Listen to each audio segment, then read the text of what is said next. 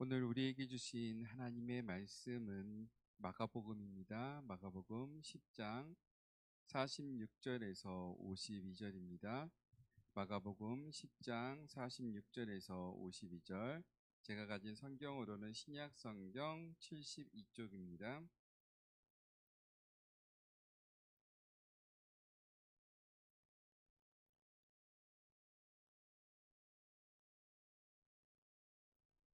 한 절씩 교독하시겠습니다. 마지막 절은 같이 읽겠습니다.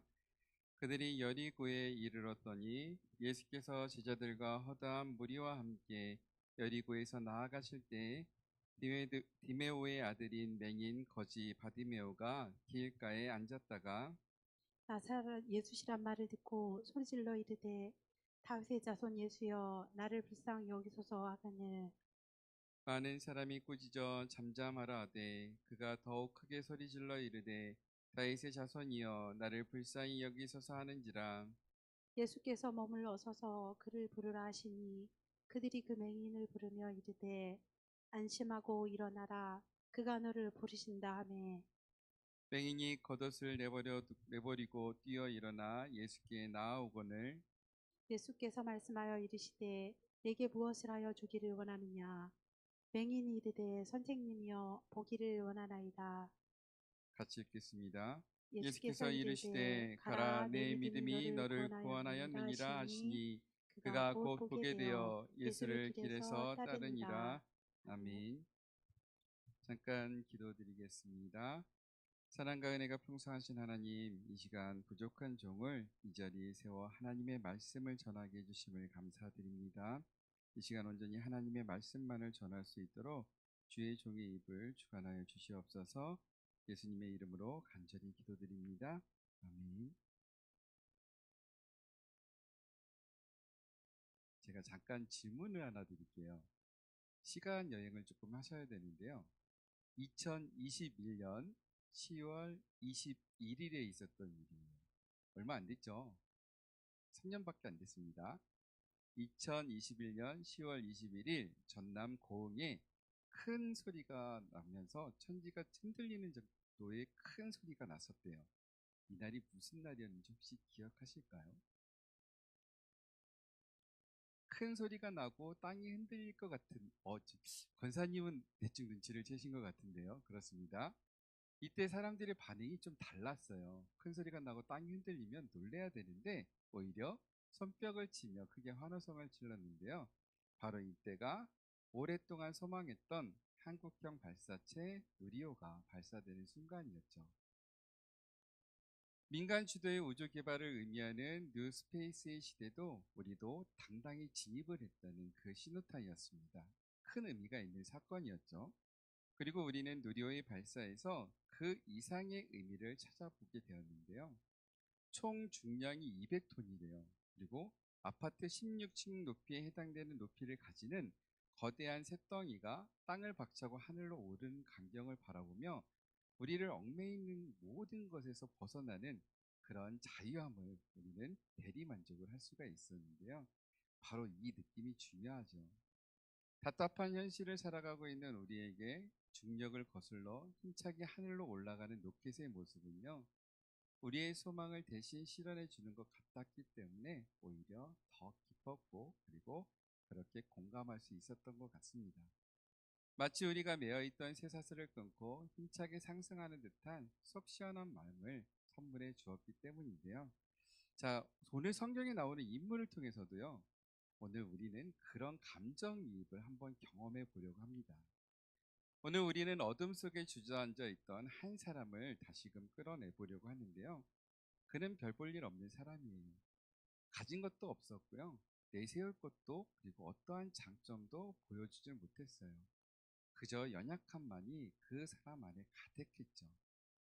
그는 상처뿐인 사람이었습니다. 그리고 심지어 성경은 그를 거지라고 이야기해요. 아무도 그를 본받고 싶어하는 사람 없었습니다.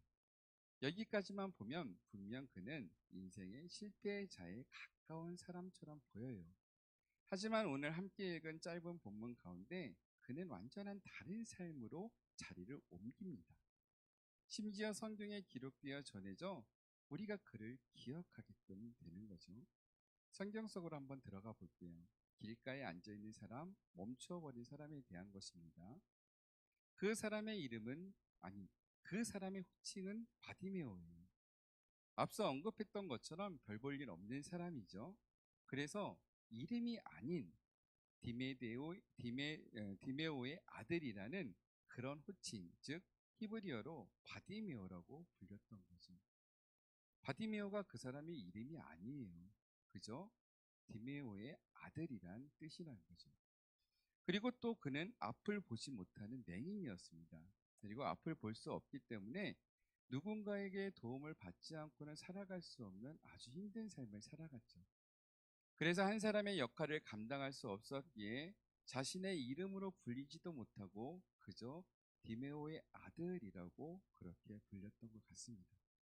그리고 구걸하는 것 이외에는 다른 생계의 수단을 찾기 힘들었기 때문에 그는 아주 가난한 삶을 살아야 했죠. 하지만 단지 그가 가난했기 때문에 불행한 것이 아니었어요. 구걸하는 거지였기 때문에 불쌍한 사람이 아니었다는 거죠. 그때 당시의 상황을 보면요. 몇몇을 제외하고는 다들 가난했습니다. 약간의 차이는 있었지만 당시는 그 로마 제국의 지배를 받고 있었기 때문에 대부분의 사람들이 그렇게 풍요로운 삶을 살지 못했어요. 그래서 부자로 사는 것을 하나님의 축복이라고 생각했던 그런 시절이죠. 서로의 가난에 대해서 알면서도 모른 척 눈을 감아주던 사람들도 유독 장애인에 대해서만은 좀 차가웠어요. 그 당시 상황이. 눈이 멀거나 귀가 먼 사람들, 걷지 못하거나 손이 마른 사람들을 보면 저 사람은 무슨 죄를 저지른 것일까?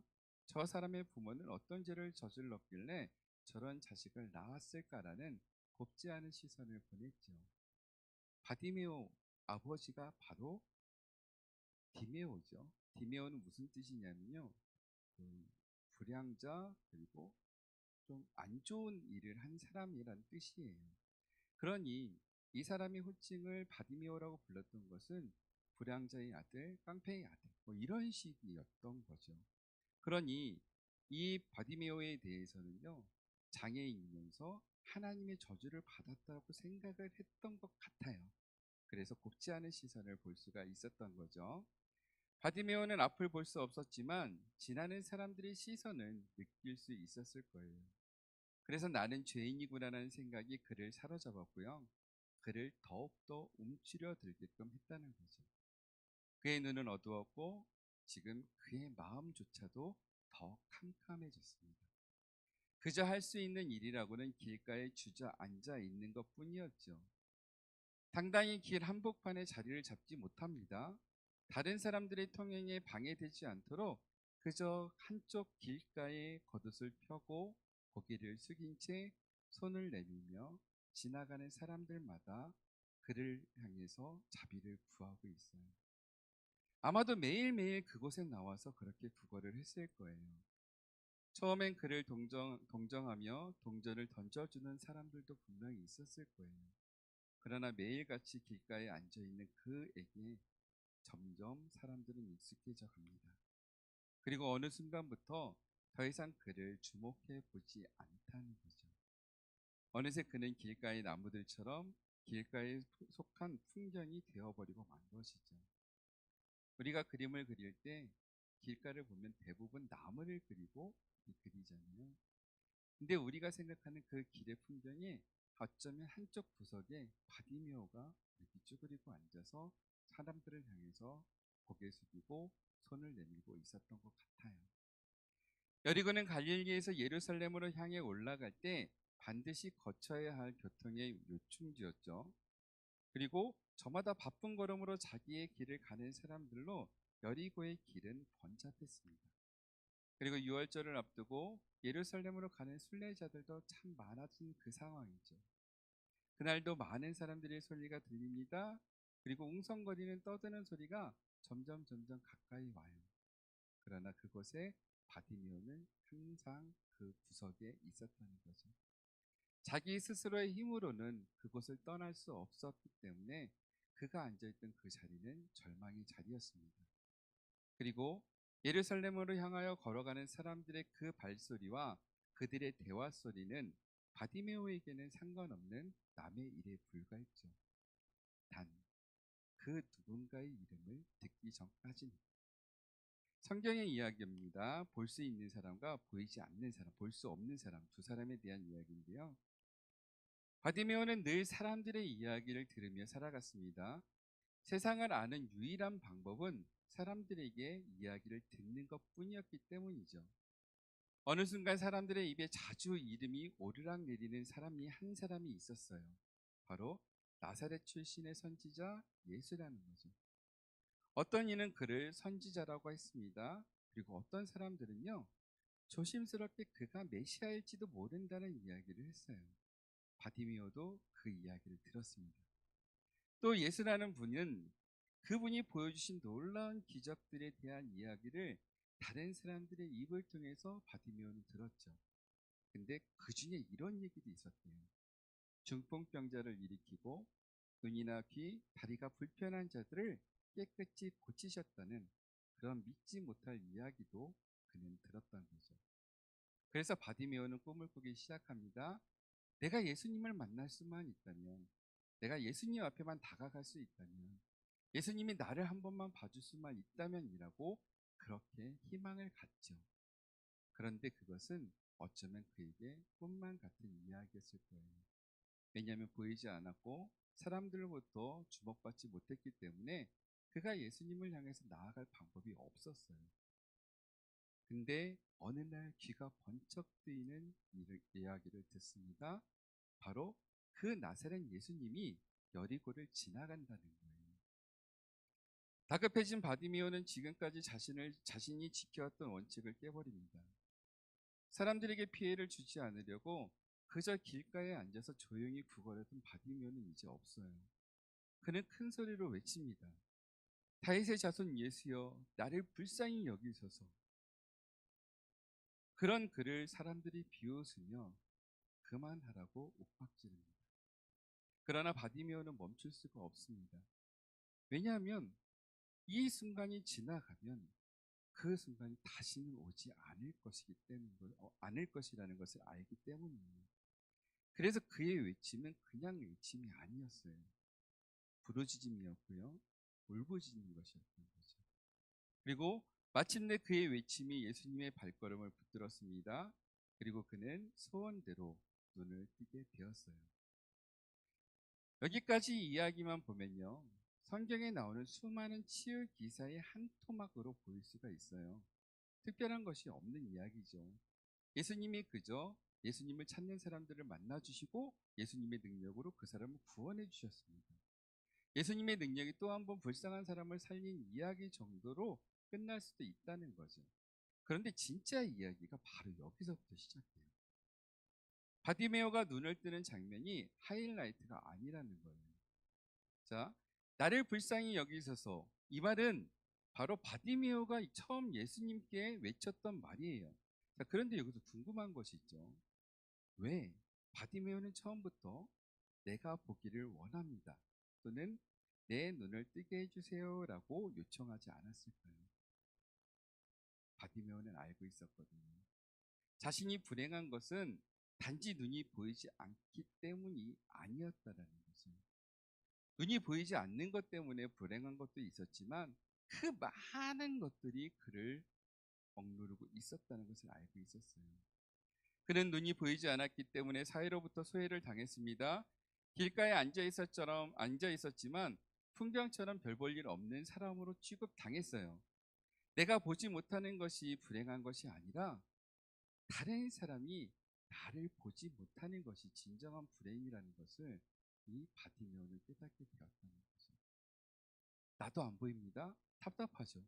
그런데 다른 사람들도 나를 볼 수가 없어요. 보지 못한다는 거죠.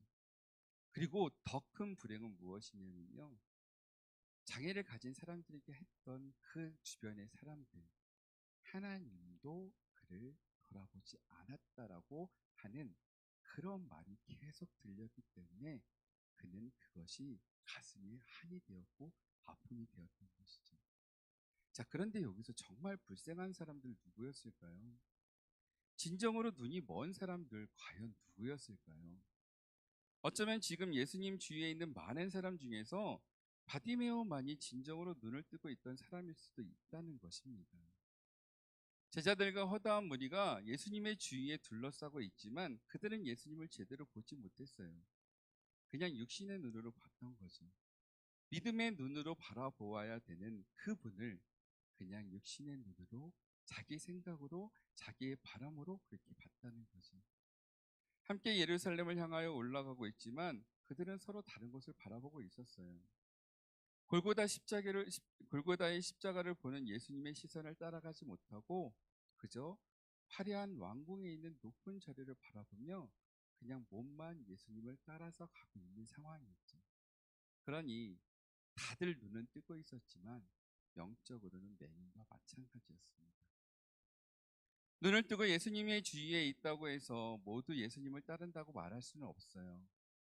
제자들은 부활하신 예수님을 만난 후에야 비로소 눈이 뜨였고 예수님을 진정으로 따르게 되었습니다. 그러나 바디메오는요, 비록 맹인이었지만 자기 앞을 지나가는 사람이 누구라는 사실을 똑똑히 알 수 있었어요. 그분만이 나를 살릴 수 있고 그분만이 나의 모든 것을 맡길 수 있는 분이라는 것을 분명히 깨달았어요. 그래서 그는 나를 고쳐달라고 나의 눈을 띄워달라고 하는 것이 아니라 나를 불쌍히 여겨달라고 그렇게 외쳤던 거죠. 나 좀 돌아봐 달라고 나를 한 번만 봐달라고 그렇게 외쳤던 거죠. 그리고 이 외침은 예수님의 발길을 붙들었습니다. 자, 많은 사람들은 자신의 소원을 들고 예수님께 나오죠. 그리고 병고침을 받았습니다. 그러나 바디메오의 청원은요, 그들보다 한 걸음 더 나아갔어요. 나를 볼 수 있게 해달라는 요청이 아니라 나를 봐달라는 거예요. 생각해 보세요. 우리는 눈이 보여요. 보이니까 나를 봐달라는 말을 할 수는 있어요. 근데 이분은요, 눈이 안 보여요. 평생 보지 못했던 사람이에요. 그러면 가장 먼저 중요시 생각해야 될 것이 무엇이냐면 보고 싶다는 거겠죠. 그러나 그것이 아니에요. 예수님한테 나를 좀 봐달라는 거예요. 내 모습 이대로 예수님 나 좀 봐달라고 그렇게 목 넣어 외쳤던 것이죠. 바로 이 지점부터 바디메오의 특별함이 드러납니다. 자, 이제 공동체 이야기예요. 멈추지 않는 사람인데요. 바디메오의 이야기는 치유의 사건에서 끝나지 않는다고 말씀드렸습니다. 그리고 오히려 거기서부터 출발해요. 자, 한번 생각해 보세요. 오랫동안 앞을 보지 못했던 사람이 다시 보게 되면 얼마나 하고 싶은 일들이 많았을까요? 지금까지 못했던 일들 다 해보고 싶었을 거예요. 사람들의 이야기로만 들었던 보고 싶었던 풍경을 실컷 보고 싶었을 것이고요. 손으로만 만졌던 가족들의 얼굴을, 특히 자기가 사랑하는 사람의 얼굴을 정말로 보고 싶었을 거예요. 가끔 TV나 이제 아는 분들이 눈에 이제 장애를 가지신 분들이 사람의 얼굴을 구별할 때 손으로 더듬는 모습 보셨죠? 그렇게밖에 못 봤던 사람을 내가 눈이 띄었어요. 이제 보여요. 가장 먼저 보고 싶지 않았을까요? 하고 싶었던 일들을 새롭게 배워보고 싶었을 수도 있고요. 직업으로 이것저것 도전해보고 자신에게 꼭 맞는 일자리를 찾아서 땀을 흘리며 돈을 버는 재미 또한 느끼고 싶었을 거예요. 그동안 알게 모르게 자신을 도와줬던 고마운 이웃 사람들을 찾아가 그들의 손을 붙잡고 감사의 인사를 전하고 싶은 마음도 분명히 있었을 거예요. 그런데요, 바디미오는 이 모든 것들을 다 내려놓습니다. 자신이 원하는 곳으로, 하고 싶었던 곳으로 가는 대신 다른 길을 선택했어요. 겉옷을 버리고 예수님께 뛰어 일어나 나아갔듯이 그는 자신이 갖고 있던 모든 버킷리스트를 다 지워버리고 눈이 뜬 즉시 그 길에서 예수님을 따라 나섰다는 거죠. 이제 다시 보게 되었으니 얼마나 안정된 삶을 살아갈 수 있었을까요? 직업도 가질 수가 있었고요. 결혼도 할 수 있었고요. 돈을 벌고 그동안 살아왔던 모든 시간을 보상받는 삶을 충분히 살 수 있었어요. 그러나 그 모든 것이 아닌 그는 예수님을 따랐다는 거죠. 자, 그런데 그 길 어떠한 길인지 다들 아시죠? 세상의 영광을 향해서 올라가는 길이 아니었습니다. 십자가를 지기 위해 예루살렘으로 올라가는 그런 길이에요. 어쩌면 차라리 눈먼 맹인 거지로 살아가는 삶이 예수님이 걸어가시는 그 길보다는 편한 삶이었을지도 몰라요. 살 수 있기 때문에. 그러나 바디메오는 눈이 뜨자마자 기꺼이 예수님을 따라 그 길을 나섭니다. 자, 이런 바디메오의 이야기는 오늘 우리에게 어떤 삶을 살아야 하는지 다시 한번 되돌아보게 하는데요. 한번 보세요. 고난과 고통은요, 시대를 초월한 주제예요. 어떤 시대든지 고통과 고난은 있었어요. 힘든 시간에서도 고난과 고통은 있었고요. 행복한 시절에서도 고난과 고통은 분명 존재했습니다. 오늘날에도 여전히 환한 대낮에도 여전히 깜깜한 어둠 속과 같은 절망스러운 삶을 살아가는 사람들이 분명히 있어요. 우리 주변을 살펴볼까요? 우리 주변에도 많은 사람들이요, 경제적으로나 신체적으로나 아니면 신앙적 어려움을 겪고 있기 때문에 길가에 밀려나서 주저앉아 있는 사람들이 분명히 있습니다. 그런데 다행인 것은요, 구원 역시 시대를 초월한 주제였다는 거죠. 어느 시대나 고난과 고통이 있었고 그 시대에도 구원이란 것이 있었어요. 예전에도 있었고 지금도 있고 앞으로도 있는 것이 구원이라는 거죠. 오늘날에도 여전히 우리에게 빛이 되어 주실 예수님이 계십니다. 또 예수님의 뜻대로 움직일 사람들, 즉 우리들이 준비되어 있다는 거죠. 자, 그렇다면 우리의 역할은 무엇일까요? 오늘 본문을 통해서 우리는 우리의 역할을 한번 살펴봤으면 좋겠어요. 바디메오에게 나사렛 예수가 지나갔다고 전해주었던 사람, 예수를 부르짖는 자들에게 안심하고 일어나 그가 너를 부르신다라는 기쁜 소식을 전해주는 사람, 그리고 무엇보다 우리가 먼저 예수님을 만나 눈을 뜨고 길에서 예수님을 따라 나섰던 바디메오와 같은 사람, 이런 사람들이 돼서요, 세상의 사람들에게 희망의 증거가 되고 소망의 등대가 되어야 할 것 같아요.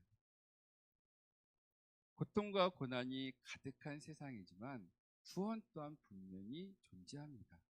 그리고 하나님은 그것을 위해서 우리를 예비하셨고 그곳으로 보내신다는 거죠. 어느 곳에 있든지 상관이 없습니다. 우리가 맡은 역할이 어떤 것이든 상관없어요. 그 역할에 잘 충실하게 나아가면 된다는 것입니다. 그리고 세상의 사람들에게 희망의 증거와 소망의 등대가 되는 그런 삶을 살아가야 한다는 거죠. 이제 결론입니다. 살아있는 희망의 증거. 우리는 바디메오에게 일어난 기적에 주목을 했습니다. 이 기적은 바디메오의 개인적인 사건에서 끝나지 않고 오늘까지 우리에게 이어져 내려왔기 때문이죠. 그에게 일어난 놀라운 기적이 연결고리가 돼서 우리를 주님의 이야기로 초청하고 있어요. 그리고 한 가지 중요한 것이 있는데요. 바로 우리 또한 기적의 사람들이라는 것이죠. 능력이 없어 보여요. 가진 것도 별로 없어 보여요. 별 볼 일 없는 것처럼 보이는 사람이죠. 그런데 우리는요, 예수님을 따르는 그리스도인이 이미 되었다는 것입니다. 이것이 우리에겐 기적이에요. 어쩌면 주일날 예배드리러 나가는 그리스도인 거기까지만이라고 생각하시는 분들도 계실 거예요. 우리 지금 모습이 그렇죠. 세상의 사람들은 주일날 편하게 쉴 텐데 교회에 나와서 예배를 드리는 그런 사람들로만 보일 수도 있어요. 하지만 하나님이 언젠가는 오시죠. 예수님이 오시고 우리는 하나님 앞에 서게 됩니다. 근데 우리는 죄인에서 벗어났기 때문에 어디로 가야 되는지 다 아시죠. 그렇기 때문에 우리는 이미 기적을 안고 사는 사람들이에요. 내가 가로 기적이라는 거죠. 우리가 기적이라는 거예요. 자, 그러면 여러분들 한 가지만 생각해 보세요. 놀라운 일이 있을 때 그 일을 가지고 여러분들은 가만히 계신가요? 아니면 주변의 사람들에게 나 이런 일을 경험했다, 나 이런 일을 보았다라고 자랑을 하실 거예요? 후자이겠죠. 자, 이제 우리가 해야 될 것이 그거예요. 우리가 기적의 사람임을 분명히 깨닫고 세상의 사람들로 하여금 그 기적을 바라볼 수 있게끔, 그래서 제가 소제목으로 살아있는 희망의 증거라고 이야기를 드렸던 거죠. 사랑하는 성도 여러분, 내 자신이 기적이고요. 우리 자신이 기적이고요. 우리 자신이 드러내야 될 살아있는 희망의 증거임을 기억하셨으면 좋겠습니다. 우리의 연약함이 우리의 부족함이 끝이 아니에요. 오히려 거기서부터 시작합니다. 왜냐하면 우리가 연약할 때, 우리가 가장 부족했을 때 그곳에서 주님이 우리를 만나 주셨기 때문입니다. 바디메오에게 일어난 진정한 기적은요, 앞을 보게 된 것이 아니에요. 이제 그는 더 이상 길가에 앉아 있지 않습니다. 길에서 예수님을 따르기 시작했기 때문이죠. 이제 그는 더 이상 어둠 속에 머물러 있지 않습니다. 찬란한 그분의 빛 안에 살기 때문에 항상 빛 가운데로 걸어가고 있어요. 이제 그는 더 이상 사람들에게 자비를 구원하지 않습니다. 구걸하지 않습니다. 대신 하나님께 자비를 구하는 사람이었습니다. 여전히 그는 가진 것이 없어요. 안락한 집도 없어요. 그저 예수님 길 위에서 예수님을 따라서 유랑하는 삶을 살게 됩니다. 그래도 지금 그는 정말로 행복해요. 지금까지 그는 사람들의 도움을 받기만 했습니다. 그러나 이제 그는 사람들을 도울 수 있는 사람이 되었어요. 절망 가운데 있던 그는 절망 가운데 있던 사람들에게 희망의 증거가 되어 그들에게 예수님을 품고 하나님의 나라를 전하기 위해서 나아갔습니다. 예수님으로 인해서 변화된 자신의 삶을 내어 보이는 것만으로도 그는 등불이 될 수 있었다는 거죠.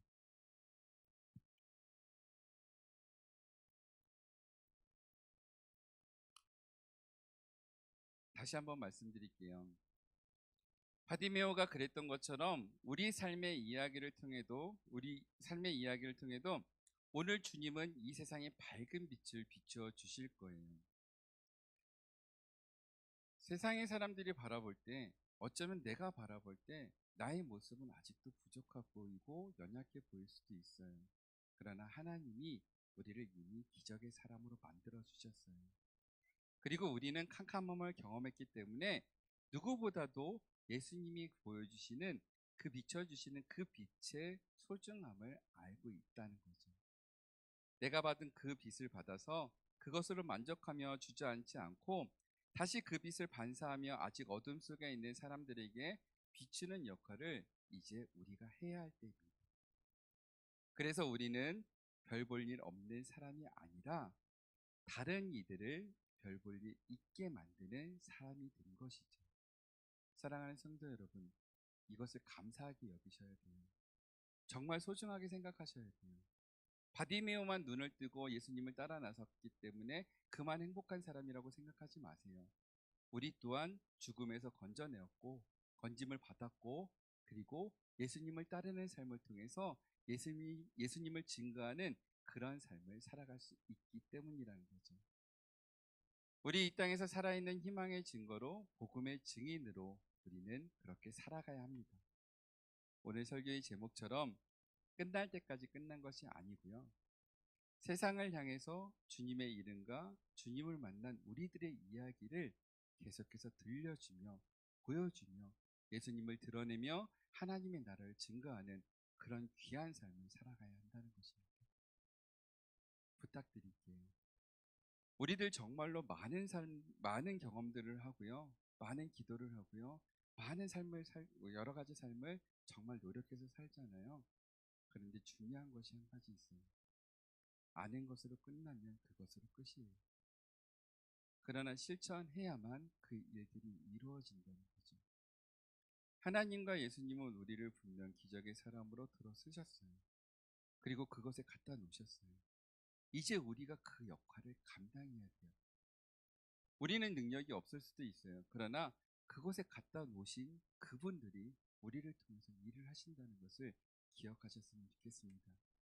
바디메오가 모든 것을 포기하고 예수님을 따라 나서서 우리들에게 그 이야기가 전해지도록 노력했던 것처럼 이제 우리가 세상을 향해 나아가고 우리가 살아있는 삶의 기적으로 희망으로서 그들에게 보여주어야만 우리가 원하는 우리가 하나님께 매일 드리는 이 기도 제목들이 우리를 통해서 이루어질 수 있다는 거예요. 우리는 그것을 할 수 있습니다. 그냥 여기 있는 거 끌어내리세요. 끌어내리시고요. 끌어내렸으면 이제는 표출하세요. 안에만 담고 있으면 썩습니다.